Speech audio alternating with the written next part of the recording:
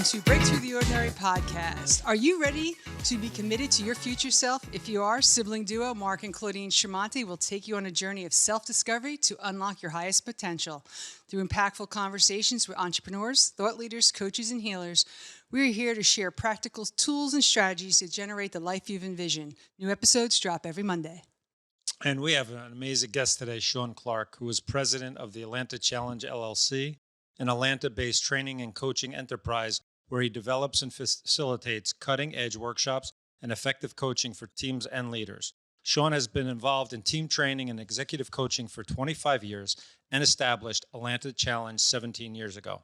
He is a certified Robbins-Maidens coach, that's Tony Robbins and Chloe Maidens, a certified Marshall Goldsmith leadership coach and teamwork coach, a certified thinking styles practitioner, a certified positive intelligence coach, and a Dr. Amen licensed brain trainer, and probably a lot more. Shawn developed a teamwork compass, an amazing team design process that helps teams and their leaders develop a strong and effective culture of success. His company's charitable programs support the Boys and Girls Club of America and the Georgia National Guard Family Services Program, which has received hundreds of bicycles, countless toys, and thousands of dollars worth of other donations, literally. Shawn is also an avid hiker, kayaker, and father of two. He lives in the Atlanta area and is with his wife of 24 years. And we are really happy to have you on the show today. Thank you for having me. Thanks.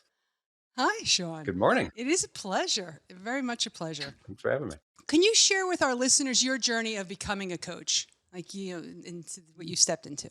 Oh, good Lord. That's always such a hard question to answer because like so many coaches, it kind of overtakes you over time. I'll try to keep the medium story. I went to school for business and psychology.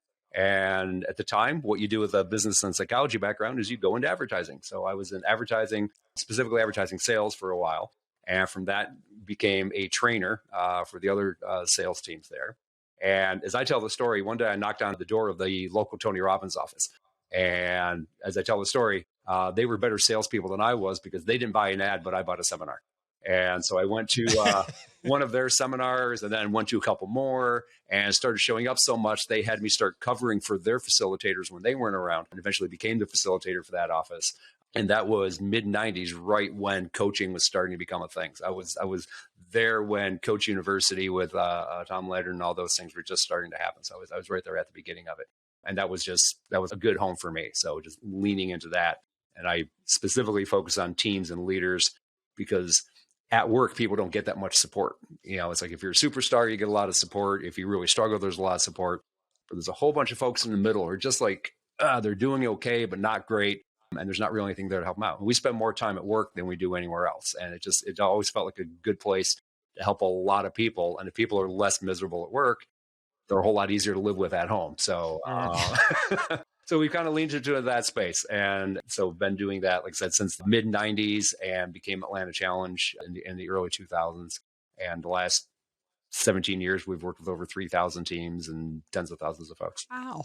So you were on the forefront, really on the forefront. Yeah, there were a couple of detours along the way. I'm not gonna deny that. There were a couple of detours along the way, finding my spot and all that. But yeah, it was literally there. I have my original Coach University binder, back when we had to get everything, photocopied and punch holes in it and things like that. So literally pre-internet is when we started.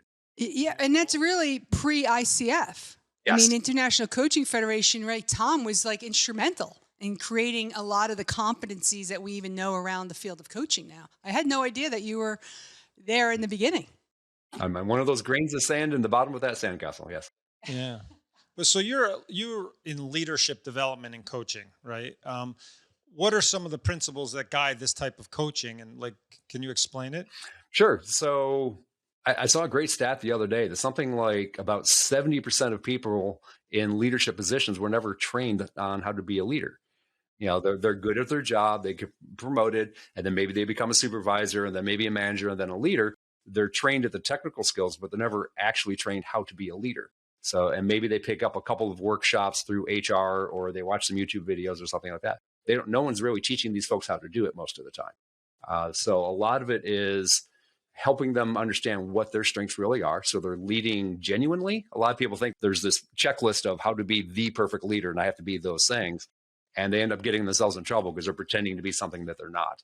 So we help them find out what are they actually good at, really play to those strengths, but also make sure that they have a plan for following through on the things that are not their strengths. So if somebody's like a really good organizer, they need to have a plan for innovation and creativity, and vice versa. If they're a very creative thinker, and that's what makes them a great leader, they still have to have a system in place for delegation and planning and organizing and things like that. Doesn't mean they have to do it, but they need to make sure there's a plan in place for getting it done.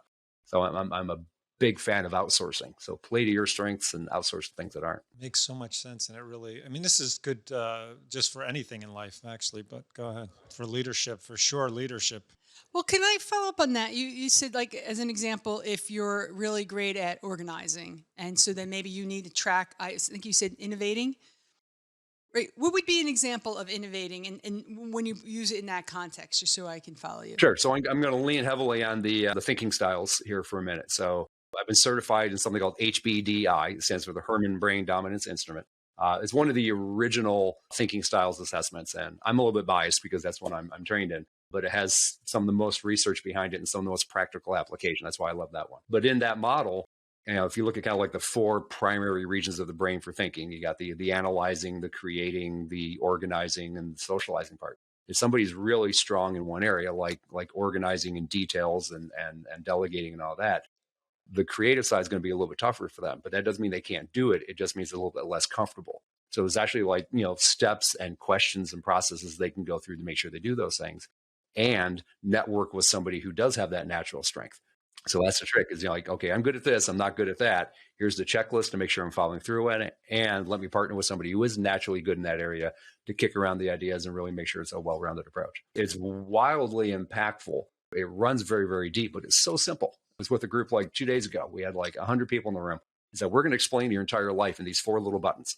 And we get so carried away with all these complex systems. But if you understand those 4 buttons, maybe think of them as dials, like how much of each one.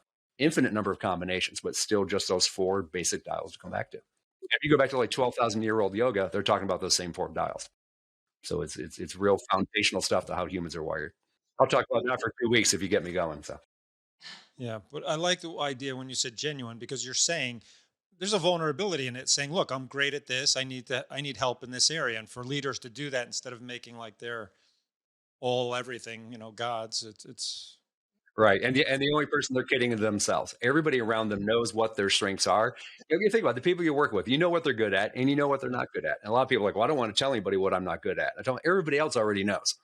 Okay. The only person that's about to have a breakthrough is you, when you can look at it and go, oh, okay, I do have a blind spot over here. I do have an area I'm not good at. And then when we get into those areas that we're not good at, or when we're just generally stressed, then we'll start exhibiting these other kind of survival attitudes and behaviors that get us in trouble. And people don't want to admit what those are either. It's like everybody knows how you react when you get stressed. You're the one that doesn't know. But when you can face that and admit it to your peers, that's where a lot of the Marshall Goldsmith mindset is. Admit what that thing is that you're not good at and say, okay, I'm not good at this, so I want to get good at X. And admit that to your peers and get their feedback and get their ongoing support. That's when we radically change. And that's when it raises people's opinions of us. If we're acting like there's nothing wrong, that destroys our reputation. But if we go, hey, I know I've got a weakness here, and I'm going to ask everyone to help me shore that up so it doesn't hurt me or the team or my colleagues, then people go, oh, okay, this person's really leaning into this. They're taking this seriously. Just that step alone can have a huge impact on somebody's branding. But then when they actually follow through on it for like 6 months, it's not just a flash in the pan, but they're regularly working on it. That's where they really get the payoff. Wow. Never thought of it this way. No, thank you. My wheels are turning right now. Same here. So, that's what I do. I turn wheels. We'll talk I turn offline. wheels. Yes, you do. You spoke into the leadership development piece, and you're right. Many people get promoted without really having those skills nurtured. It's like, oh, well, you're now a manager. Well, there's no magic button. So can you speak into what executive skills are when we think of developing that in someone? I mean, maybe it's you've already answered some of that. If you could just expand on what we mean by executive skills. Sure. And I'm going to delineate 2 different things here to help with that. There's executive skills and there's executive thinking.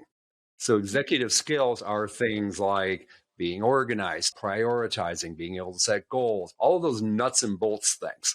And again, a lot of leaders aren't taught to do that. They're not taught how to delegate. They're not taught how to manage roles and responsibilities of their staff. They're not taught how to set team goals and team agendas and team strategy and long-term missions and things like that. You can see it in meetings. The longer the meeting goes, the less the manager's been trained. A meeting should be short and quick and sweet, and away you go. So, and think of all those things as kind of left brain. They're kind of the functional skills a leader needs to have to do the job. On the other track, a little bit more right brain, is the executive thinking. That's the ability to, like things like emotional intelligence are over there. Things like mental fitness are over there. Knowing how you're thinking, how you're feeling, how that's impacting your performance, being able to read how other people are doing. Are the people around me stressed? Are they overwhelmed? And how do I help them do that? So I'll use this example. Delegation. Delegation is a huge skill when somebody becomes a leader. Insider tip: if you're still doing your own job, you're not being a leader. You're still doing your own job. And that's one of the number one requests I get from senior leadership when they ask us to work with a new leader, or even somebody who's been a leader for a while. It's like, get them to stop doing their old job. They keep doing their people's work for them, which means that person's relying on what they're good at. It's like, oh, I was really good at this job. I'm going to keep doing that job. It's like, well, that's not your job anymore. They have to lean into what they're uncomfortable with. So again, delegation. Delegation is a left brain and a right brain job. So left brain, executive skill, you need to know how to delegate. You need to know how to break things down into tasks, how to assign them, how to follow up on them. Have a system for that. It's not hard, but if you don't know that system, you're not going to delegate. On the other side, if someone has real fear or anxiety about letting go of a project, even if they know how to delegate, they still won't delegate. So when we work with a leader, we have to cover both sides. Here's how you delegate. Here's how you get yourself to be okay with delegating and not, be a nervous wreck until you finally get that thing back. So that's the thing. So many folks know, it's like, well, they train their people with all this stuff, but then they don't do it. And that's the trick, is why won't they do it? They're not doing it because something about it is fearful or stressful, or there's something else overwhelming their plate and they're not able to focus on it. So if we don't take care of that side simultaneously, we're just going to actually overwhelm people. You can overtrain people. It's like, I've got 187 principles I'm supposed to keep track of all the time. And that can become the very thing that stresses them out. So when we work with a team or we work with a leader, we focus on one or two at a time. Like, I saw some interesting research probably about a month ago now. It says if you give somebody 20 things to do or 20 things to improve on, they won't get better at any of them. But if you give somebody one thing to focus on, two at the most, there's a 90% chance they'll make improvement on that one thing. So when I work with a team, and I'll tell you exactly what we do. We ask the team, how well are we doing now? Let's rate it, scale of 1 to 10. We're a 6. 90% of the teams I work with, they start out about a 6 or a 6.5. And we'll say, okay, what's the one thing that you need to be better at as a team in order to get up to, say, a level 8 or a level 9? Okay. And about 90% of the time, they say communication. It's very predictable stuff. But then it's like, okay, how do we work on that consistently? Not just this week, not just this month, but we'll work on it for about 6 months. And every month we check in. What am I doing? What can I do better? What is Mark doing? What is Claudine doing? What is Sally doing? What is Joe doing? And get everyone focusing on what they need to do to get better at that one thing. And you just see the team just kind of breathe. And suddenly everything else is working better because they're only, quote unquote, worrying about that one thing. But everything else gets better when we calm down and pick one or two key things to get better at while we take care of everything else. Is that what you also, I remember you've mentioned before, not here, but I know Shawn professionally, is right and left brain coaching? Is that what you mean by it? Like, okay, so the person has the skill here, so we have to develop over here, which is more of a left brain. Is that how? Right. And it depends on where the leader's at, of course, but going back to those 4 buttons we talked about, 2 of them are left brain, 2 of them are right brain. So the analytical, problem solving, goal oriented part of the brain, that's left brain. It's, cerebral upper left brain. And then the limbic left part of the brain, that's the organizing, planning, details, follow through, execution part of the brain.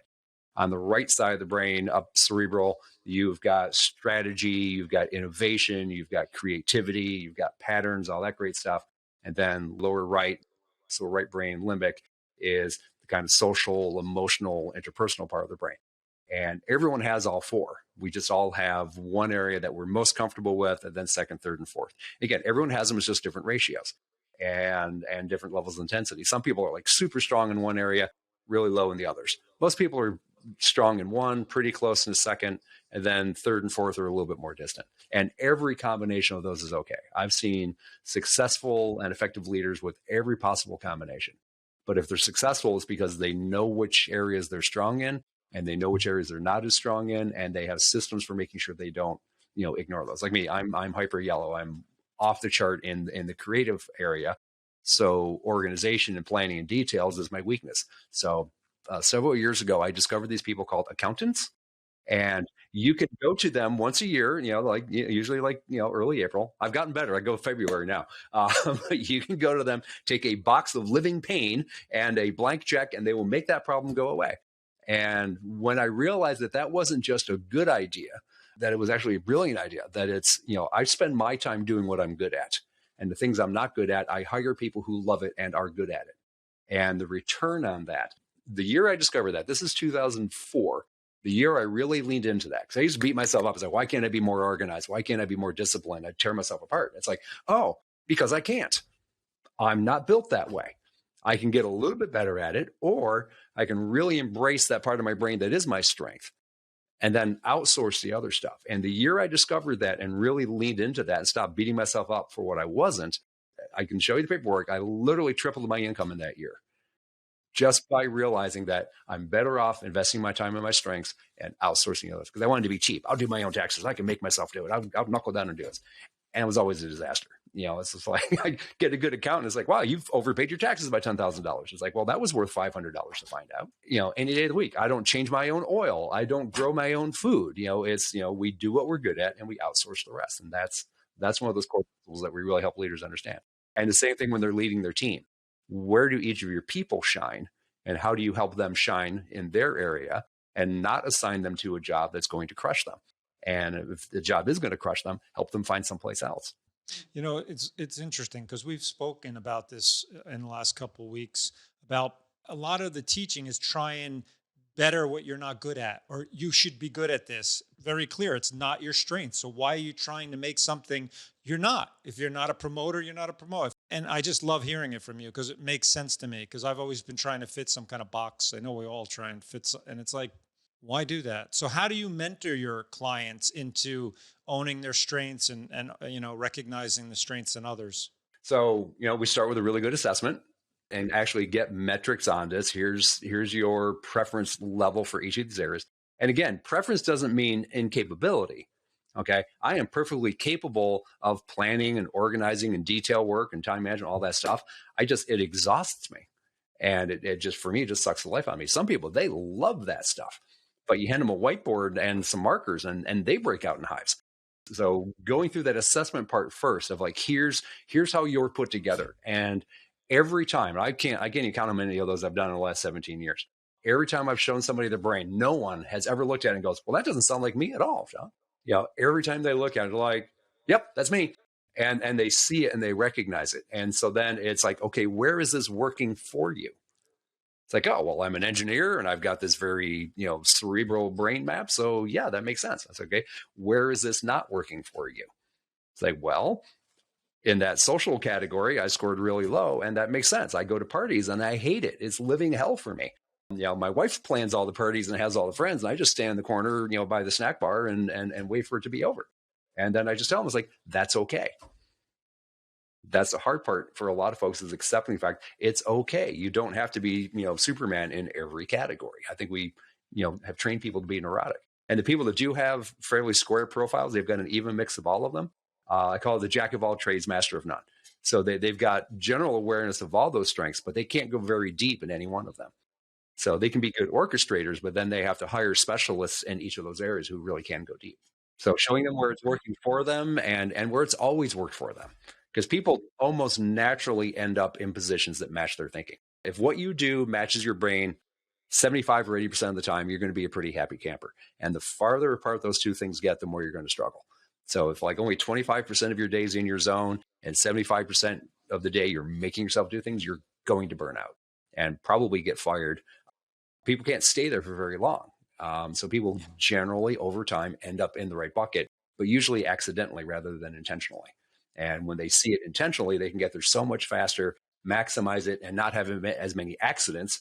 Because, like, again, for myself, I don't have that organizing and detail gene.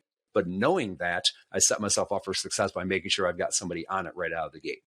And then it's part of my weekly checklist. Okay, is all that stuff taken care of? Yep, somebody's taking care of it. And then I'm a happy camper. It's like, okay, it's done. I don't have to worry about it. And I can go back to leaning on my strengths. Wow, that's fantastic. You mentioned a concept earlier that you also look at with their mental fitness. And we've heard the word, but we haven't spoken into it. So can you define it how you have it And what does that really mean in terms of coaching or understanding? What is that about? Sure. Okay. I'll take a little bit of a circuitous route to get there. So basically, we have a brain, and our brain thinks and comes up with ideas and follows through on, and things are fine until something happens that stresses us out. Okay. And when our prefrontal cortex is always evaluating the world, saying this is good or this is bad. And when it looks at something and says, oh, this is bad. Oh, this traffic is bad. This report is bad. This tie is bad, whatever it is.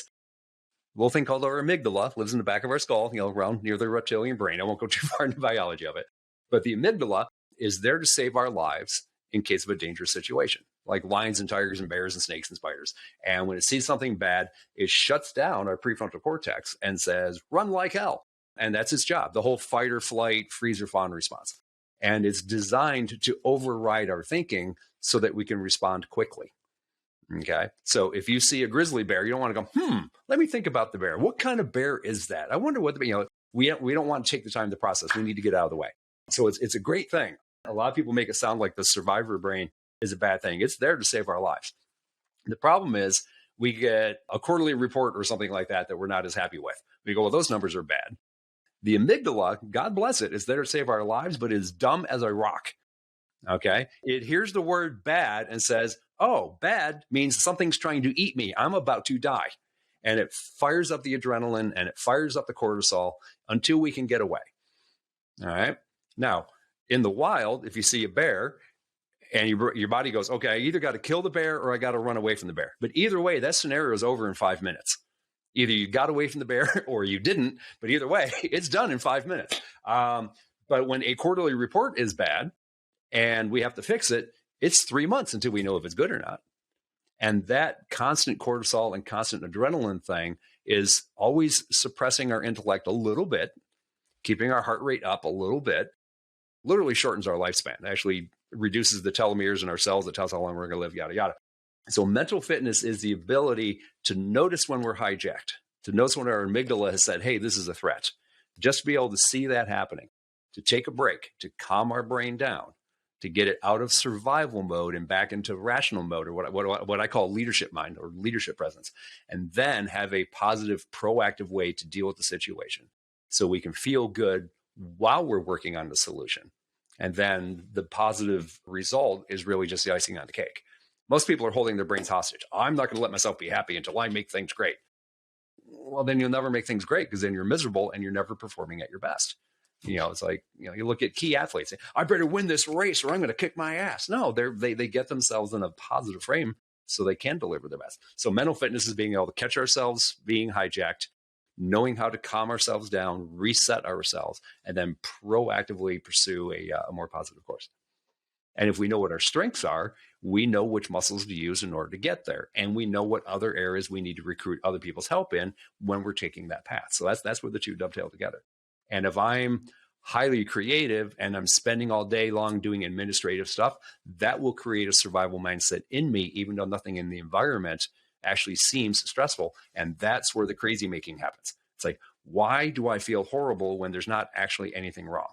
It's like, well, take your left-hand glove and put it on your right hand.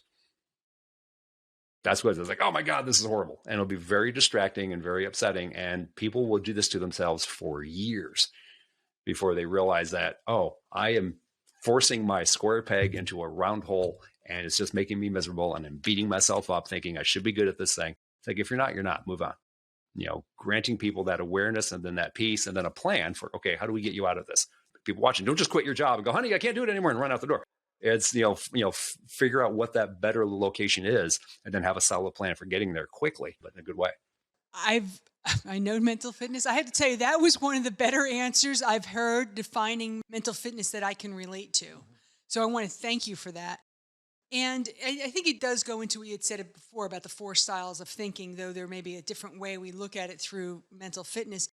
If we realize that the hijack, right, the report is not a bear, what can we do then to allow ourselves to have a modulated reaction to report versus bear, right? Like having the same reaction to both, it doesn't really seem optimal in our lifespan. Yeah, what can listeners do to actually understand, though yes, it's a stress response, how can we build that muscle to really handle that? Right. Well, and the first thing really is that interpretation.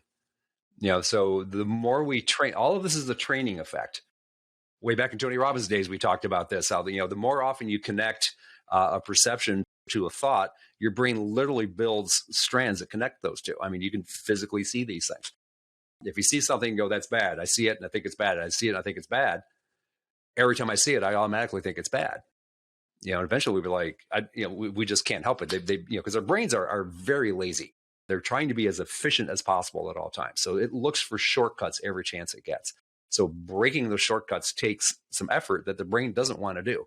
So we have to break the old connection and train a new one. So you can't just say, stop thinking of it that way. It's like you have to say, this is the way I want to look at the situation. So that's part of it. Sometimes when I'm talking with one of my executives that I'm coaching, they'll be like, "Oh, this is going on, that's going on." And I was like, "Hey, hold up, stop for me for just a second. Do me a favor. Look to the left. Look to the right. Is there in fact a grizzly bear in the room with you right now?" And they'll be like, "Okay, no, there's not." It's like, "Okay, so can you take 10 seconds and just breathe?" Like, yeah. It's like, so go ahead. What? Breathe. Okay, cute. Now really breathe. Oh my God, I haven't breathed that, and then they'll realize how much they've been holding. Because people, we get locked in this, medium grade fight or flight. I call it, like the DEFCON levels that they have it, in the military or something like that. Most people are locked at out of a scale of, 1 to 5, they're locked at a 3, kind of ready to fight, but they get stuck there so long, they don't even realize they're there anymore. It's like, what's over your shoulders? What? There's nothing wrong with my shoulders. It's like, just put it, and it will physically take a couple minutes sometimes to shake that out of the body. The half-life of cortisol is 90 minutes. So when you get stressed, 90 minutes, when you get stressed, oh my God, a bear, it's like you only need 5 minutes to run away, but your body, it takes 90 minutes for your body to process that chemical out of your body. And if you're producing it all the time, your body gets bad at processing it. We could go on the biology of that for a long time, but it's just looking at the whole chemical breakdown. Your body has to take that chemical, break it down, filter it out of your blood, get it out of the system. It takes 90 minutes to get it out of your bloodstream. And if you're getting stressed every 45 minutes, that means you're permanently jacked up on that. So just taking those breaks. So starting the day with a reset, even before you get stressed. I had a guy in my workshop 2 days ago. I was trying to explain this metaphor, and it's like, anybody here play the piano or the guitar? Nobody in that entire room played piano or guitar. But one guy, when he was in high school, played the cello. I was like, okay. So before you get on stage, what do you do with the cello? He's like, oh, well, you tune it. It's like, exactly. You get it back in tune, because just carrying it around, just letting it sit there, it gets itself out of tune. So every day, starting with some kind of, now again, you listen to like somebody like Richard Branson or any of the really big powerhouse names, they always start their day with some kind of 10 or 15 minute minimum reset process. Lots of different names for it, but we'll just call it tuning. You tune it back in. How do I want to think today? How do I want to be today? What's important to me today? And getting ourselves recentered on those things. And once we're in tune, and we do that every day, we become much more sensitive, much more conscious of when we're out of tune. And the sooner we can catch that and tune ourselves back up, like you watch a high school band, like orchestra, marching band, garage band, whatever, they'll play the entire concert straight through. Okay.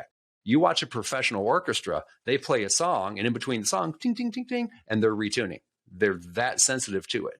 My wife was a music major. I'll sit with her in an audience, and she'll be like, man, that third violin is out of tune, and it's killing me, because she's got the sensitivity to it. So the more sensitive we become to that to ourselves, oh, this is good. This is not good anymore. A lot of folks just surviving the day is good enough. But when you start tapping into that better tune, you raise your standards, but you don't attack it when it's bad. You just go, oh, I just need to get back in tune. I just need to breathe for a minute. I need to take a lap. I need to mindfulness or self-soothing technique, get back to that space. And now I'm ready to get back in the game and play it right. Like Taylor Swift says, just, shake it off. But there's a process for doing that. And everyone's process is a little bit different. The same techniques don't work for everybody, but they're all based in taking a pause, being very aware of what you're feeling, what you're thinking, the sensations your body's having.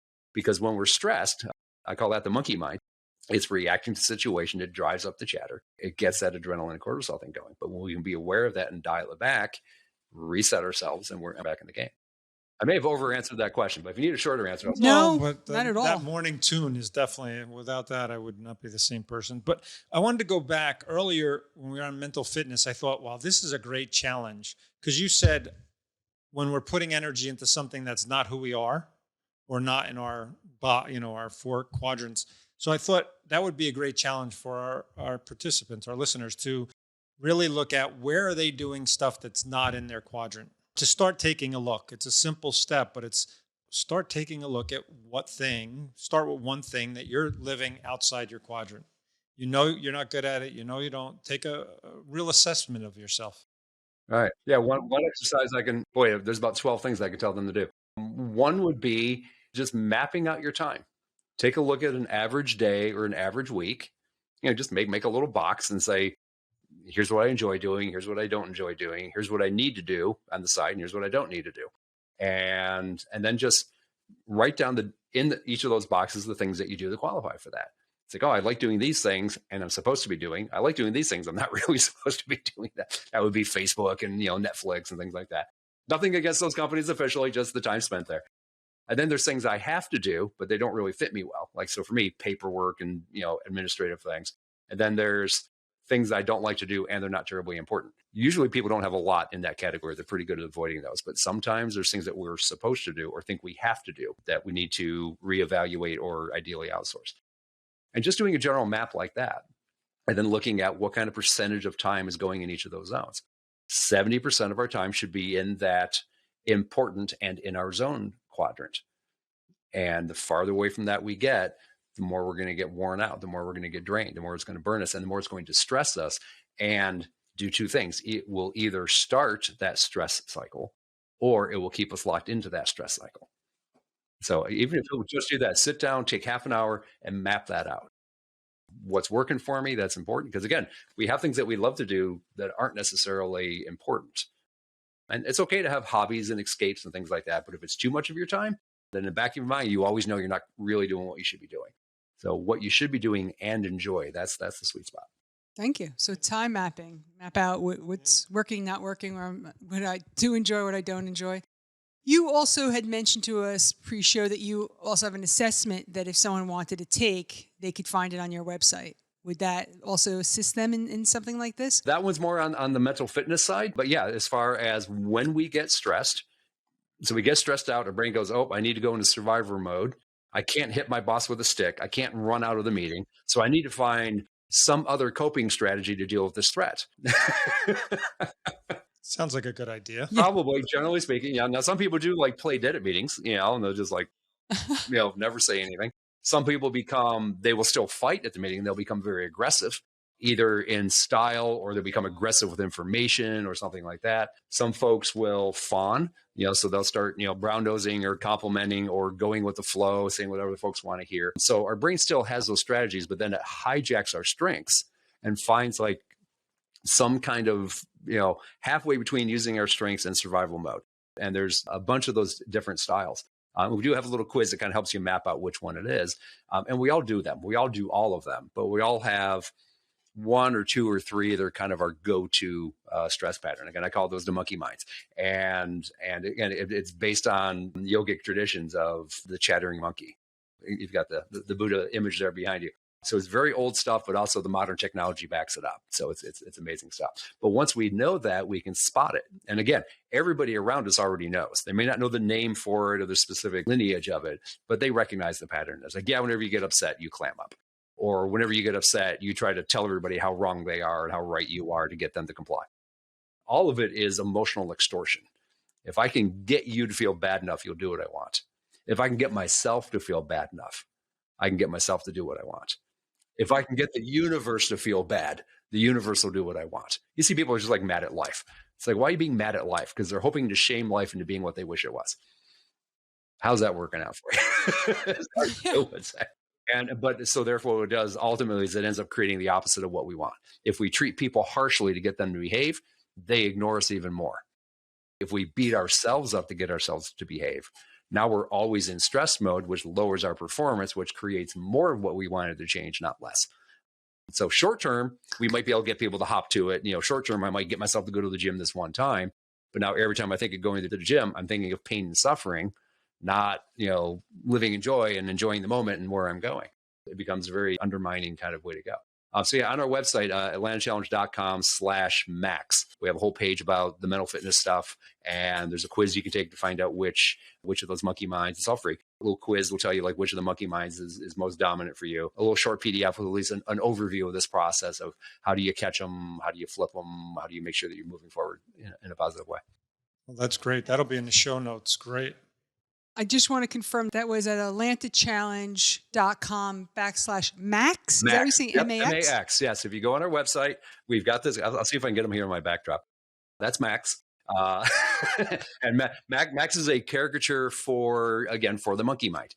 We all have one. And when we're stressed out, it goes, oh my God, oh my God, oh my God, oh my God. And when we're calm and relaxed, it's calm and relaxed. So, and it sounds so simplistic. You've got 4 major dials, and then you've got an intensity meter, that threat meter. If you master those 2 things, you can make anything happen. It still takes some work, still takes some skill, still takes some time. We just don't want to be running through life with this madman running our brain. That's why I call him Max. So he does everything to the max.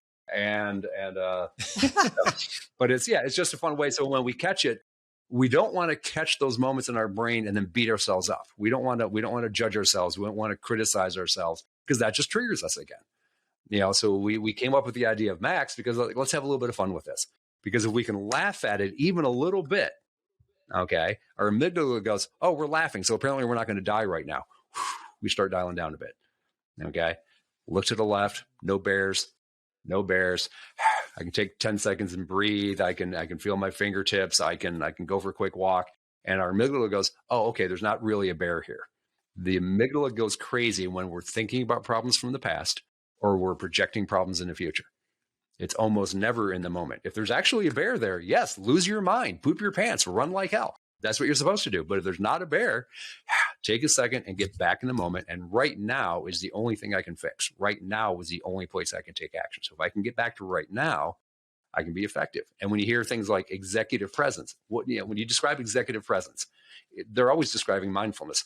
Calm, cool, collected, unflappable, focused, intentional, respectful, conscientious, empathetic. All the things we describe as executive presence is really just the ability to not get dialed up in a circumstance. You look at all of our greatest heroes. When everything's chaos, they're the one that knows what to do. Because they're centered, they're balanced, and they know where to go because they know when they're actually threatened and when it just feels that way. That's a great distinction, right? Discomfort versus low safety is a big distinction. I'm going to go on a little tiny rant here if you'll allow me. Our current society, in a lot of ways, is designed to keep us in panic mode. Yes. Now, I used to be an advertising guy. I know all about this. If you can make people hate themselves, you can sell them anything. Okay. It's like, oh my God, my teeth aren't white enough. Oh my God, my hair's not the right color. Oh my God, my hairline. Oh my God, and it's like, oh my God, you're wearing those shoes. Those shoes are sold last year. It's like, says who? The person trying to sell you a new pair of shoes. So I was like, oh my God. And the only way to get out of that panic is to go buy the product or go buy the service. And politicians, when was the last time a politician told you what they were going to do? Usually they tell you how bad things are going to be if the other guy wins. And both parties are guilty of this. And both of them are doing it in spades, for the last several years of, oh my God, if they win, it's going to be hell on earth. So for whatever you do, make sure you stop them. And that gets people into permanent survival mode. And when you're in survival mode, your impulses get very, very primal and very unempathetic. We don't listen to people when we're in survival mode. We don't consider other people when we're in survival mode. We don't think about our own long-term well-being when we're in survival mode. Avoiding that is so very important, and seeing how people are trying to push those buttons on us is incredibly important. You start getting into cognitive distortions and critical thinking, things like that. Just being able to stop when someone says something, you see something and go, and just look at it for a second. If it's not a grizzly bear charging at you, you've got at least 5 seconds to think. If you can take that 5-second pause, that will head off so many of those hijacks and so many of those ploys. It's a real game changer when people see it happening. Drop the mic. That's great wisdom. Boom, I'm out. All right. It is great wisdom. I wish it was all mine, but it's been out there for thousands of years, and yet all the current science is mapping this stuff in the brain now. That's I love the work I've learned from Dr. Herman of just how this stuff is structurally and physically in the brain. If you're not drinking enough water, your brain can't process right. If you're not breathing, your brain can't process right. If you're not getting the right nutrients, your brain can't process right, and that will create stress. So you have to take care of the physical machinery of the brain, and then you have to make sure that the software is running well. again, you get both those sides, you're in much better shape. More important than ever, because we are the pressure and the intensity to, as you said, take us out of ourselves or be in that response constantly. And then you throw a pandemic on top of all of that, and you'll see that, stress rates are higher than ever before, and dissatisfaction is higher than ever before, because now there is actually a threat. There is actually a bear on the list, but it's really tiny and you can't see it. And everyone's carrying around, or some people are carrying, a pocket full of microscopic bears. And you're like, who's got the bears? And so we see how that's, carrying out so many things and how different folks are having different responses to that. Thank you. I want to end there because I think the pause is such an important part. It really can be the decision between life and death in a different way for our body and our brain. In our effectiveness is having that.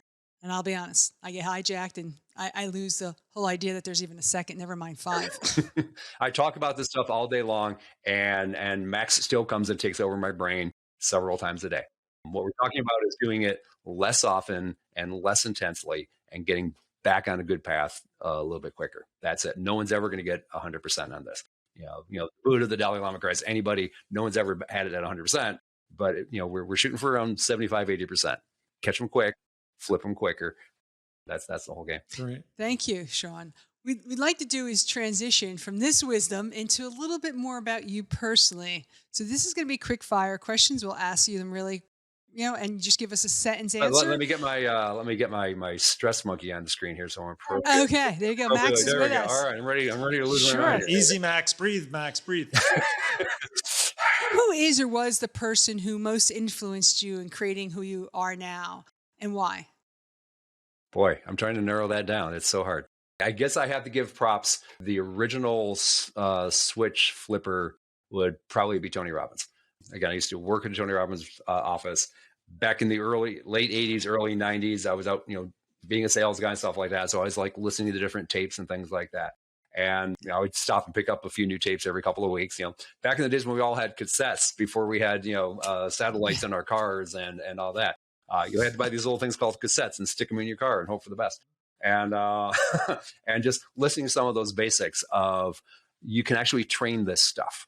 You're not born a winner or born a loser.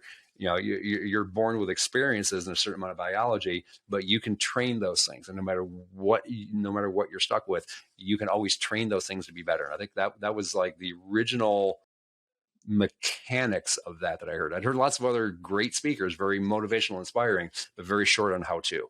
And he was the first one to really come along and say, here's how you actually retrain your brain to make things work out better. So I would start there, and a whole bunch of others along the way. Thank you. Thank you. So what are your daily habits and routines that have you show up effectively in life? A couple of things. One, that morning reset, starting each day with like a little tuning window, starting every day with, I'm going to show you guys way too much stuff. My daily to-do list, which is I block out the times of things that are scheduled that I need to do. I write down 2 or 3 important outcomes for the day, not 27. What are the 3, 2 or 3 most important outcomes for the day? And I block out time to do those things. And then in between, I catch what I can. And what I can't catch, it didn't get done anyway. So I can either beat myself up or I can let it go. A lot of people think letting go means giving up. It just means, no, I'm just not going to beat myself up over it. I'll move it to tomorrow. It's probably not going to kill me if it doesn't get done. So I'll be okay. So having a high standard, but also approaching it with a certain amount of grace and a certain amount of ease. Retune, plan, have fun doing it. What are your 2 favorite books, Shawn? I don't read. Bam. And he says it's Feel so free to flat. edit that one out. Because again, I'm in that, and I'm in that right brain and more cerebral mindset. So I'm hyper visual. So I will watch videos, I will go to conferences, I'll do things like that. But reading is tedious for me. Reading is in that kind of limbic part of the brain that's more, whatever. So I will watch. When there's a new topic I want to learn, I'll go to Google, I'll type in the topic, like mental fitness or something like that. And I'll pull up and I do as an image search, and I'll pull up 50 pictures of it, and I'll see all the different mind maps that different people have done. And then I'll watch a few different videos by, short videos, 3 to 5 minute videos by different speakers, Tony Robbins or Shirzad Samin or Dr. Amen or, whoever, and get kind of a general map of how it all goes together. And then I'll go back and dial in deeper into different topics that support that. But that's why I can go from knowing nothing about a topic to being pretty useful at that topic in a day, because I get the major principles. And once I have those major principles, I know how the brain works, and I know how our thriving brain versus our surviving brain work. So I can apply it pretty quickly. But then I can dive in deeper into the individual pockets. And then it's just who knows something about it. So I apologize to bust that bubble. I'm not the, here's my favorite author and I read all their books, because I ain't got time for that. I don't have the just patience. Gave some people who are trying to read, a whole nother way that makes more sense. I would like to say something that maybe I shouldn't say in the podcast world, but there's a bunch of those things out there, like, these, read 200 books this year. And I'm like, how about don't read any this year? Make it a 2022 plan to just leave yourself the hell alone. What am I good at? Where am I happiest? And just lean into that and be good to take care of yourselves. Because what are we doing? It's like, oh my God, I haven't read 200 books this year. I must be a loser. I need to buy an app where I've got abridged books where I can cram all this stuff. This is like, do you really need to know all that? I've got, quite honestly, if I read all the books that I have and watched all the videos that I have and read all the PDFs that I have, I could literally spend 4 years just consuming content full time. Okay. How much of it is really going to change my life and change my impact? Find the one or two things that you actually need to be better at and get really good at those. And then when they become second nature, go look for the next thing. But for the love of God, don't give yourself 20 things to improve at, because you might get better at one, which means you're hating yourself for the 19 that you're not doing. And then you're this guy. All right. So just, you need to be good at several things, but really narrow it down to the ones that really, really matter. Richard Branson is not reading 20 books a day. He's out, hanging out on his boat and launching rockets and focused on one or two or three critical things. Great wisdom again. People that sell books want you to read books all the time. I don't have a book. So what's your superpower? My superpower. Besides having Max as your friend. But yeah, let me get back to Supermax here. Supermax. My superpower is seeing big patterns. And which is why I'm a coach. Detailed execution is not my superpower. So a lot of those kind of super detailed folks are my clients, because I help them find the big patterns in themselves, the big patterns in their work, and the big pattern in their challenges. And then they can drill deep in what are the couple of things they need to fix. It's amazing. It's like I think it's actually a Muhammad Ali quote, that it's not the mountains in our path, it's the pebbles in our shoes that'll keep us from where we want to go. And people out there trying to pave these super highways to get where they want to go, it's like, take your shoe off and shake out the sand and go. It's, we overcomplicate this stuff, but we overcomplicate it because the people selling it stress us out about all the things that we don't know. So my superpower is simplifying really complex things, like taking care of yourself. Calm yourself down, or, be aware when you're stressed out. Calm yourself down, come up with a positive plan. That's simple. People can get that. I could give you the 187, laws of mental fitness and you'd be a wreck. But I could just say, notice when you're being stressed, take a breath, take care of yourself, come back at it with a better approach. It's like, oh, I can do that. But is that really enough? And that's where people mess themselves up. It doesn't sound complicated enough. My problem is really complicated. I need a really complicated solution. It's like, no. You're afraid that it's complicated and you're scared to death that maybe it really is one simple thing that you need to change. But when we can embrace that, oh my God, it gets so much easier. Go ahead, ask me another one. I'm ready for it. I have to say it's been an extraordinary interview, because I have a new way of looking at some of the things that we've certainly talked about, but this is your perspective and the way you share it is very compassionate, empathetic, and like you said, lean into what you're good at. Lean into your joy. Right. And I think you're right. Our society has us lean into our discomfort so we can always buy a solution that's outside ourselves versus right here. Right. Yeah. I spent years beating myself up for the things that I wasn't. And I love Mark's question. Everyone should be asking themselves, what's your superpower? Lean into that. Don't let your gaps blindside you, but really lean into your superpower and have fun with it. In a few short years, this is a little Tony Robbins rant. So I have to give credit for that. In a few short years, someone else is going to be living in your house. Somebody else is going to own all your stuff, and you'll be in a hole in the ground. You can only take this stuff so seriously. In the time that you've got left, how do you want to spend it? Do you want to spend it beating yourself up and wishing that you were something you're not? Or do you want to spend it embracing what you're good at, making the best out of that, and just letting the rest go? That's not being irresponsible. You actually get more done and have a greater impact by leaning into your strengths and letting go what you can't do. Because a lot of people are afraid, yeah, but am I being awesome enough? Am I being amazing enough? It's like, be what you are. The world needs you to be what you are. Wow. Thank you, Shawn. I want to just remind our listeners for mind mapping, right, as a challenge, and tag us at the BTO podcast on Facebook or Instagram. And if you want to take the assessment on Max over there, it's atlantachallenge.com/Max. And thank you. Thank you for giving us your wisdom and perspective today. Very enjoyable, Shawn. I want to thank you for thanks that. for having me. A lot of help some folks out there. and clarity. Yeah. Hope there'll be another time that you'll come back and give us and share some additional wisdom or deeper conversations on some of these topics. Sure. Happy to do it. Happy to have it. Yeah. Thank you. And I'm sure I'll be seeing you soon. Tell everyone to thank you for listening to Break Through the Ordinary podcast. We hope you enjoyed this episode and a deep dive into owning your genius so that you can live your extraordinary life. If you'd like to support the podcast, please leave a rating and share it with others on social media. And to catch the latest, follow us at the BTO Podcast on Instagram, Facebook, Twitter, and YouTube, and LinkedIn. Thank you. Until we see you again.